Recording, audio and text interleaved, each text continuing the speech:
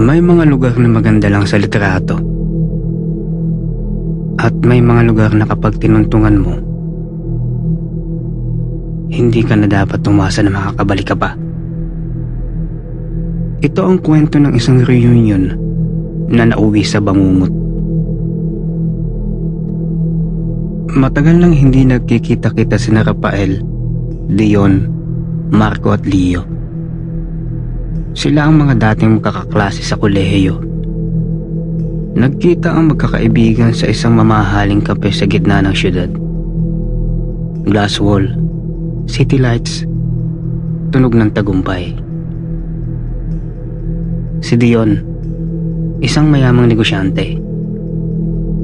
Si Marco, isang real estate broker. Si Leo, simpleng empleyado lang. Parehong tao pa rin katulad ng dati. At si Kapitan Rafael Serrano, isang military officer na bihirang magsalita, tahimik at misteryoso. Buti pa tayo nakakaangat na. Biro ni Dion habang umiinom. Ikaw, Leo? Tanong ni Dion. Eto, ayos lang. Buhay pa. Sagot ni Leo na papilitang ngiti.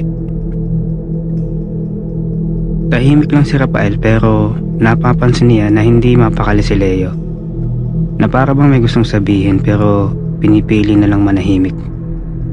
Masaya ang apat sa pagkikita nila. Kanya-kanyang share na mga experience nila sa buhay simula na makatapos sila ng college. Hanggang napunta ang usapan sa bakasyon. Alam niyo guys, may alam akong isla. Private to mga tol. Tahimik lang, pero walang signal. Ngunit may kondisyon to. Alam niyo ba yung isla na yon, pinagbabawal na puntahan ng tao. Basta walang malinaw na dahilan kung bakit ayaw nilang papuntahan ng isla na yon. Na kesyo marami doon nawawala. Suggest ni Marco. Aba, maganda yan Exciting, isolated island. Tawa ni Dion. Pero si Leo hindi pabor sa idea. Tumutol siya. Mga tol, huwag na tayo pumunta doon. Diba sabi ni Marco, marami daw nawawala doon. Mukhang hindi magandang idea na puntahan ng islang yon. Tutol na wika ni Leo. At sa kalaunan nagtalo-talo ang tatlo. Habang si Rafael nakaramdam ng kakaiba. Pero alam niyo naman si Rafael isang sundalo. Sanay na sa mga ganitong sitwasyon.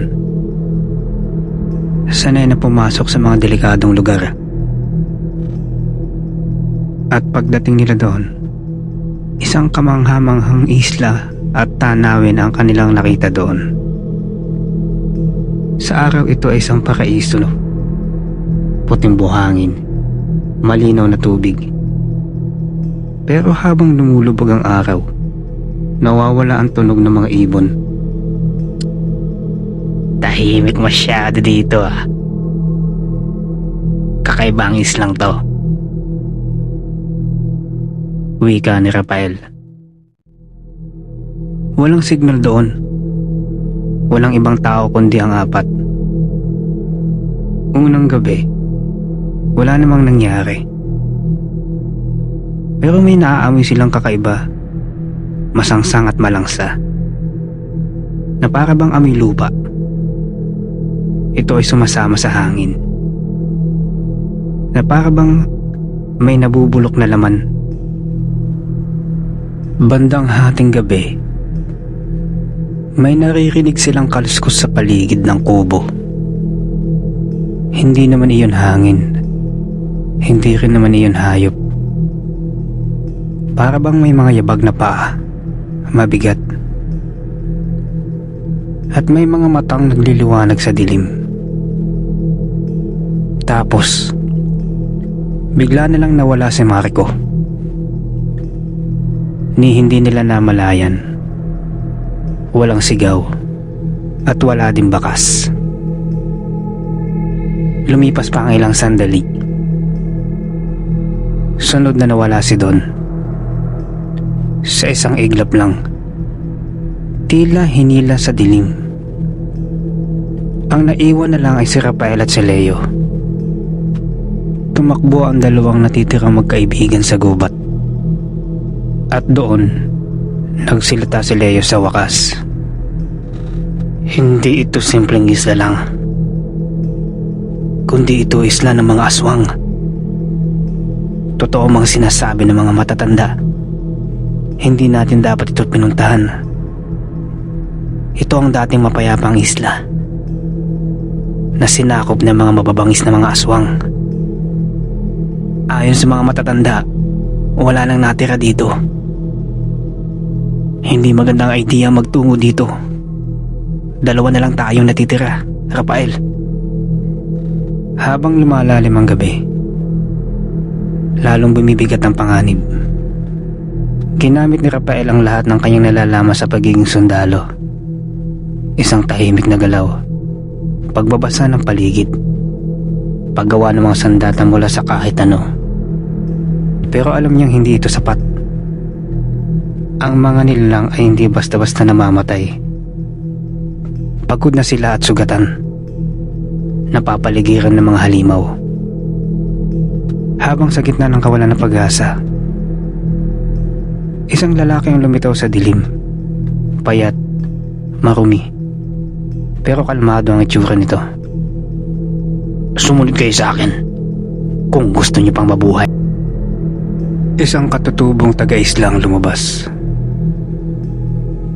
Isang survivor sa Holocaust ng mga aswang. Ang katutubong ito ay alam niya ang pasikot-sikot sa isla. Alam niya ang oras ng pangangaso. At alam din niya ang daanan. Sa ikatlong gabi, nagsimula ang ritual ng mga aswang. Sigaw sa malayo at merong apoy sa gitna ng gubat. Habang abala ang mga nilalang, nagkaroon sila ng pagkakataong tumakas. Subalit hinabol sila ng mga ito. Inamoy ang mga dinaanan nila. Pero sa kabila ng lahat, nagawa pa rin nilang makatakas at makarating sa pangpang. May bangka doon at yun ang ginamit nilang pagtakas mula sa isla. At muli silang nakabalik sa syudad. Dinala ni Rafael ang katutubo at binigyan ng bagong pangalan at bagong buhay. Pero ang isla, hindi nawala. Tuwing gabi, naaamoy pa rin ni Rafael ang lupa, ang malangsang hangin, ang amoy dugo, at amoy ng nabubulok na laman. Hindi lahat ng bawal ay gawa-gawa lang, at hindi lahat ng lugar ay para sa tao. Minsan ang yabang ang una nating inaalay bago pa ang buhay.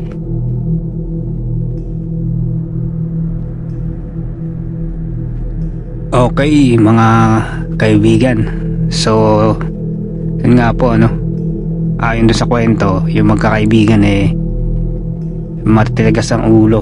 Talagang gusto pa nila ng adventure. Mayroong isang concern na kaibigan, hindi naman na sila nakinig. So ayan, nauwi tuloy sa kapahamakan. Kaya mga kaibigan, kung sakaling hindi kayo sigurado sa isang lugar at alam nyong hindi kayo pamilyar, at lalo na may mga sinasabi na hindi maganda tungkol sa isang lugar, mas mabuting wag na kayong tumuloy, kasi baka kapahamakan lang ang dala niyan. Hanggang sa muli, maraming salamat sa pakikinig. Ako si Noctis PH. God bless and goodbye.